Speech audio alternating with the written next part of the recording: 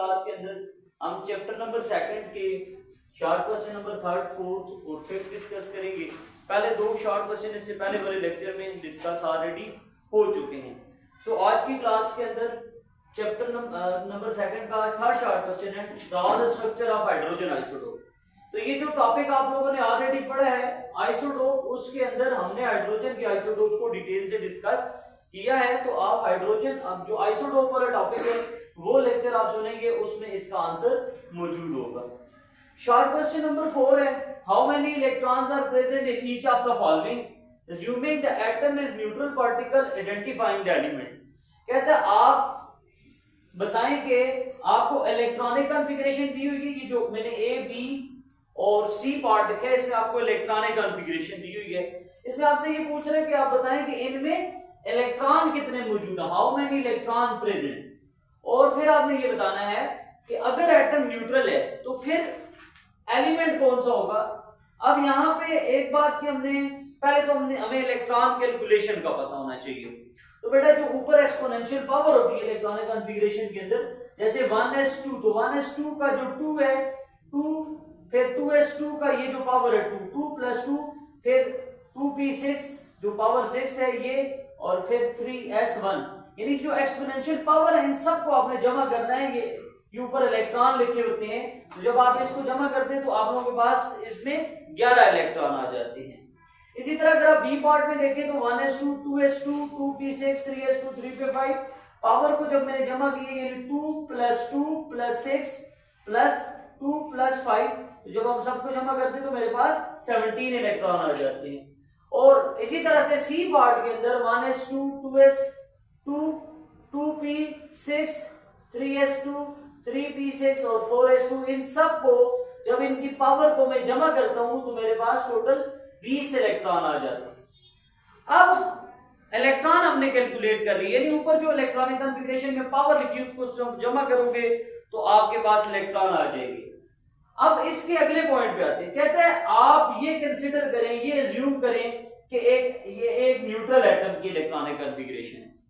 यानी neutral atom की electronic configuration का मतलब ये है कि अब इसमें जितने इलेक्ट्रॉन है उतने ही प्रोटॉन है, क्योंकि एटम न्यूट्रल है। और अगर जितने इलेक्ट्रॉन है उतने ही प्रोटॉन है तो इसका मतलब है जितने इलेक्ट्रॉन हैं उतना ही एटॉमिक नंबर होगा। उतना ही क्या होगा बेटा? एटॉमिक नंबर होगा। और एटॉमिक नंबर को आइडेंटिफिकेशन नंबर कहा जाता है। No two element in periodic table have same atomic number.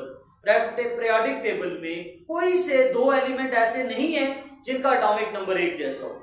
तो आइडेंटिफिकेशन नंबर यानी अगर हम देखें 11 किसका आइडेंटिफिकेशन नंबर है या किसका एटॉमिक नंबर है तो वो एलिमेंट सोडियम है। अच्छा, इसी तरह से हमारे पास 17 इलेक्ट्रॉन आए हैं, एटम न्यूट्रल है तो उसका मतलब एटॉमिक नंबर भी 17 है, और 17 एटॉमिक नंबर पीरियोडिक टेबल में क्लोरीन का है। आपने मुझे कमेंट सेक्शन के अंदर बताना है कि एटॉमिक नंबर 20 किस एलिमेंट का है। ये आप लोगों ने पीरियोडिक टेबल से देख के एलिमेंट का मुझे बताना है कि ये एटॉमिक नंबर 20 जिस एलिमेंट का है उसका सिंबल या उसका नाम क्या है। तो क्वेश्चन नंबर 5 पे आते हैं बेटा। क्वेश्चन नंबर 5 आपको कहता है why atom is considered to be a neutral particle. Atom क्यों न्यूट्रल पार्टिकल माना जाता है? तो सबसे पहले बेटा हम आंसर की स्टेटमेंट लिखते हैं। Atom is considered to be a neutral particle, atom को एक न्यूट्रल पार्टिकल माना जाता है। रीजन क्या है? An atom contain equal number of positively charge proton and negatively charge electron. एक एटम के अंदर जितने पॉजिटिव चार्ज प्रोटॉन होते हैं उतने ही नेगेटिव चार्ज इलेक्ट्रॉन होते हैं। Both contain equal magnitude of opposite charge. दोनों में जो चार्ज का मैग्नीट्यूड है वो बराबर होता है, लेकिन चार्ज ऑपोजिट होता है। अब आपसे कोई पूछे कि चार्ज का मैग्नीट्यूड कितना होता है, तो proton contain unit positive charge और electron contain unit negative charge. और अगर आप कूलम में बात करें तो एक इलेक्ट्रॉन के ऊपर 1.60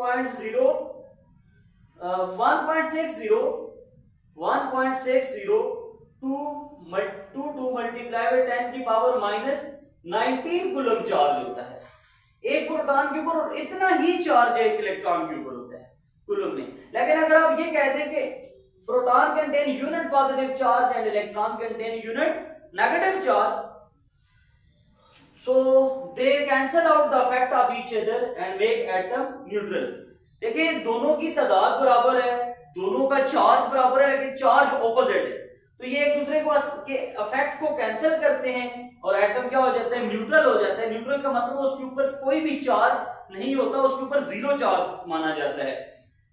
फॉर एग्जांपल हाइड्रोजन एक न्यूट्रल एटम है, hydrogen is neutral atom, it contain one proton, diagram में आप देख सकते हैं इसमें एक प्रोटॉन है एंड वन इलेक्ट्रॉन, एक इलेक्ट्रॉन और एक प्रोटॉन है। They cancel the charge of each other, एक दूसरे के चार्ज को कैंसिल आउट करते हैं और मेक हाइड्रोजन न्यूट्रल पार्टिकल।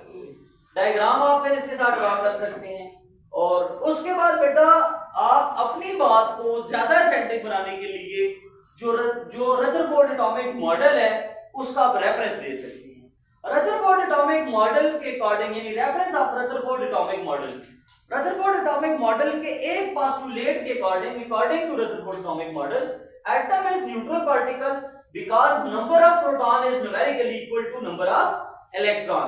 तो हमारे क्वेश्चन को सॉल्व करने के लिए, अटेम्प्ट करने के लिए जो सॉल्विंग स्ट्रेटेजी थी वो ये थी कि हमने स्टेटमेंट लिखी, हमने रीजन लिखी उसकी, हमने उसकी एग्जांपल लिखी, डायग्राम हमने ड्रॉ की और उसके बाद अपनी बात को ऑथेंटिक बनाने के लिए हमने एक मॉडल का क्या दे दिया, रेफरेंस दे दिया। तो ये आप लोगों का शॉर्ट क्वेश्चन बेटा कंप्लीट हो गया। दैट्स ऑल बच्चों। नेक्स्ट क्वेश्चन अगले लेक्चर में, क्वेश्चन नंबर 6 से लेकर 10 तक नेक्स्ट लेक्चर के अंदर देखेंगे। अपना और अपनों को बहुत ज्यादा ख्याल रखें। अल्लाह हाफिज।